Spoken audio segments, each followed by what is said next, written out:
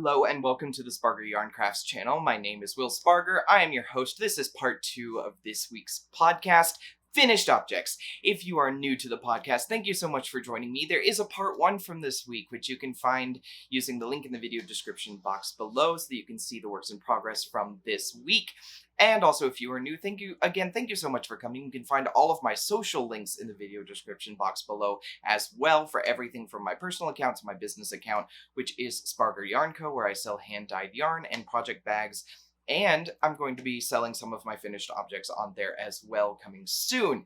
So, with that, let's jump right into the finished objects. Oh, and I want to thank all of my returning viewers for coming back. Thank you so much. You make this experience worth it every single time, and I really do appreciate your continued support. So, finished objects. I only have a couple things this week, and they're all amigurumi. I have recently gotten into amigurumi, mostly out of necessity, because I bought way too much polyfill and need to use it. But additionally, I have been kind of scared of amigurumis because I was always worried that it was never going to look right, it was going to look dumb, that I was going to stuff it, and the stuffing was going to come out of all the holes. I didn't really understand it. But now that I've kind of progressed in my crochet journey, I decided to give it another try. I wanted to make a teddy bear because I thought that would be kind of the cutest thing to make, and because I like teddy bears. So, I found a pattern, and I am so sorry I do not have the name of it off the top of my head, but it was a free pattern on Ravelry. I will give the pattern name and the designer below, and you can either find it on Ravelry or find it on, I believe she has it on her website as well, for those who either are not using Ravelry or cannot access Ravelry. So, here's the first one. Isn't he adorable? He's so cute! So I am using Safety Eyes and Safety Nose, and this yarn is a discontinued yarn from Michaels. It's plush. I think it's just called Plush. Loops and Threads Plush. It's supposed to be a chunky yarn, but I find that it works up more like a DK light worsted yarn. And so this guy's kind of tiny. He's like fits in the palm of my hand here. And I like him. He's cute. I did want a bigger bear though. As we saw in my works in progress, I did kind of adapt this to make something bigger, and I did have to make a few changes to it. So he's really cute, and I like him, and I am going to make more of him because I got plenty more of this yarn. And I'm going to make the smaller version because I think this is cute. This would be great for, you know, little kids or just to kind of have maybe in your craft room. But I did one in a chunky weight yarn with the same stitch counts and everything, and he ended up this big. So this is kind of the comparison here. Same stitch counts, just 5.5 millimeter and chunky, 4.5 millimeter and light worsted. So you can kind of see the size difference there.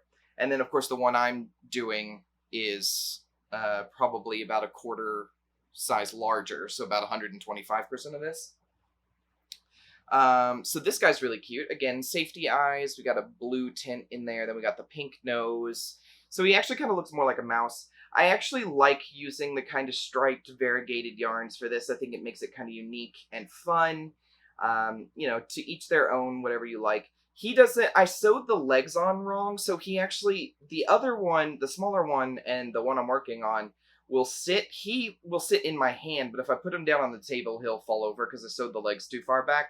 And I thought about cutting it off and trying again, but last time I tried to cut something off of one that I made a mistake on, I accidentally cut, I had to replace the ear, and I accidentally cut the head and not the thread holding the ear on. So I had to do some stitch work and darn the head back together. So that's kind of how he turned out. He's really cute. I think this is like Loops and Threads Charisma or something like that. I have a bunch of this, but with no label. So yeah, he's really cute. Again, same stitch count, same pattern, and I will put the pattern name and designer in the video description box below.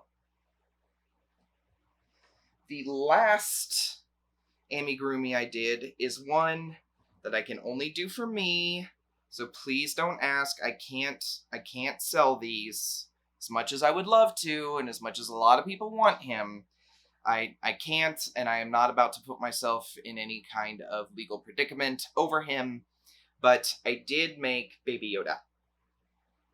He is super cute. I'm super thrilled. I think this is Karen Simply Soft. I don't know. It's an anti-pilling something with a sheen yarn. And then, of course, safety eyes, embroidered nose, and the little jacket. And actually what I really like about this pattern, because it is a pattern, and it is on Ravelry, it's kind of on the hot right now. I feel a little weird about linking even to a free pattern because there's so many legal issues surrounding the child. But it is kind of the hot right now pattern if you search for like toys in the crochet free section, and that's the pattern that I used. And what I like is that it's not just a blob on the bottom, like he does have feet. I like the robe too. I think there's something a little odd about the construction of the robe that I didn't like, and so I adjusted that. But see, he's got legs, which I think is super cute, and I like that. I like the attention to detail on that. Now, it didn't come with anything to tie it closed. That was an addition I made because I wanted the robe to stay closed. So I just made a chain rope and tied it around. If you decide to do this pattern, I'm going to tell you the modification that I made for this. She says to chain a certain amount and then to work back. I'm going to tell you right now, it's going to look a lot cleaner if you do foundation stitches. So I believe it's double crochets. Do foundation double crochets. You're going to get a much cleaner edge on the bottom than you would if you just did chains and worked your way back. So foundation double crochets. The other thing is for the sleeves, she does leave the holes when she does the big the big rectangle for the robe, and she leaves holes for the sleeves. What she then does is makes 2 rectangles, you sew it to the hole, and then you seam it. And I thought that was just ridiculous. So it's 18 stitches around. I just picked up 18 stitches around the hole, because I think there's already 18 minus, there's already 12. There's 6 on top, 6 on bottom. So you pick up 6 along the top where there's actually stitches. Then you pick up 3 in the side, 6 on the bottom, 3 in the side, slip, and that's your first round of double crochets. Chain 2, double crochet in the same stitch, and the next 17 stitches, slip stitch, you're done. Weave in your end. No seaming. I don't know why she decided to seam it. I think that's a little more difficult. Maybe it's just because amigurumi does a lot of seaming with sewing on ears and such. I thought that was ridiculous. There's no reason to go through all of that trouble. So just pick up and work in the round for your sleeves. It's 2 rounds of double crochets, 18 stitches. It's faster, cleaner, looks better. I would recommend that. And then again, you can make a little tie for the robe. Honestly, it should probably have one anyway. So yeah, he's really cute. I really adore this pattern. I might make an army of him just because he's so cute and because I've got plenty of yarn. But yeah, little Baby Yoda, or also known as the child. So that's kind of it for the finished objects for this week. Something I do want to talk about that I mentioned in the last podcast is the site called Ribbler, Ribbler. It is a wonderful site, and I believe it is going to be a very, very functional alternative to Ravelry. They are working on a ton of accessibility updates. There's left-hand mode, there's dark mode. If you're a designer, the ability to design in Ribbler is just, it's revolutionary, in my opinion. It's absolutely beautiful. They're coming out with lots of new features to make it even easier and more accessible. However, like some of you may have discovered last podcast, it is not accessible to everyone yet. It is still in testing mode, and they are slowly releasing it to a small number of people to see how more and more people like the system and to see what changes need to be made. Up until now, most of the people using the platform are designers. We haven't really had anyone who's just a maker come into this platform yet. So there are a lot of really, really cool features about Ribbler that I really like. There's smart sizing, so if you're designing for multiple sizes, it's going to format that for you. There's ways to upload pictures and videos, so if you have like a funky crochet stitch that you want to help your maker perform in their pattern, you can link to a YouTube video, and it doesn't even have to go directly just to the video. You can actually link to a specific timestamp on the video, which I think is really cool.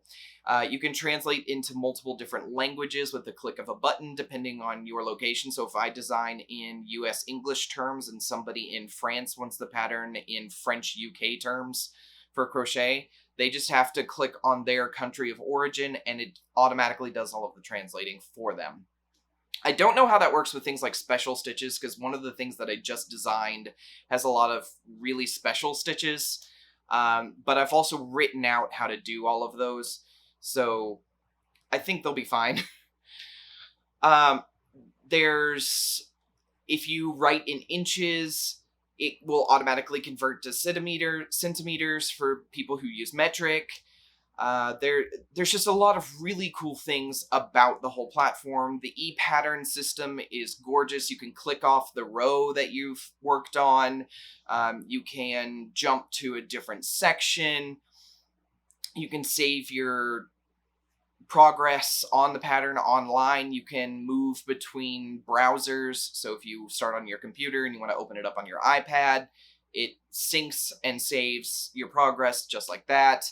One of the things they are working on is an app. It's not available yet, but they are working on it, so that's another cool thing that's coming out. There's a lot of really cool features that I really like about Ribbler. The other thing is it's knitting, crochet, and sewing. So I know that that's great for me because I also have been doing a lot more sewing, and I like sewing patterns. So those are more available, and they're all available there together on Ribbler.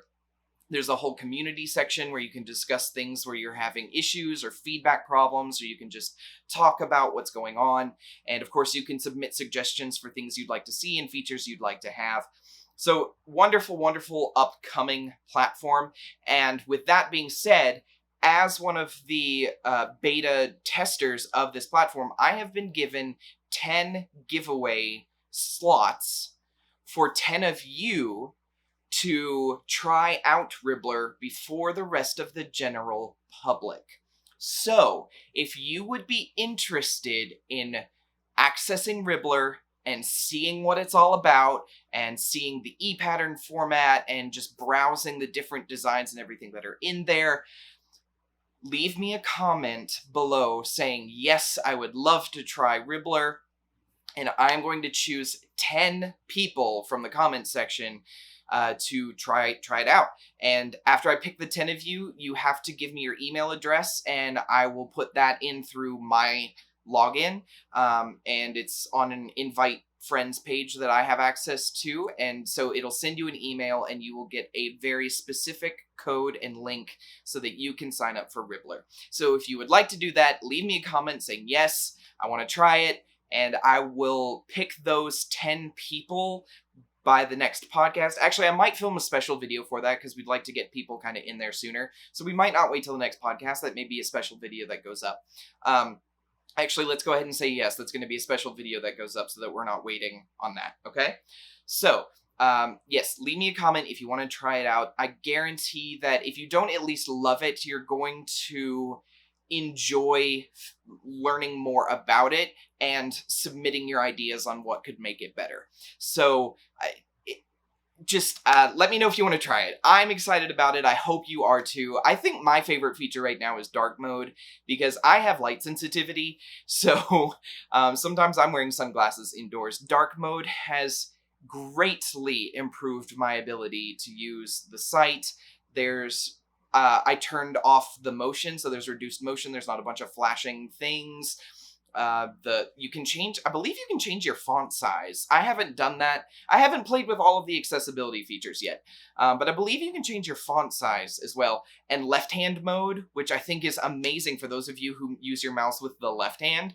Left-hand mode is going to be a game changer for you guys. So those are all things you can change in the accessibility settings, and I hope you are as excited for it as I am.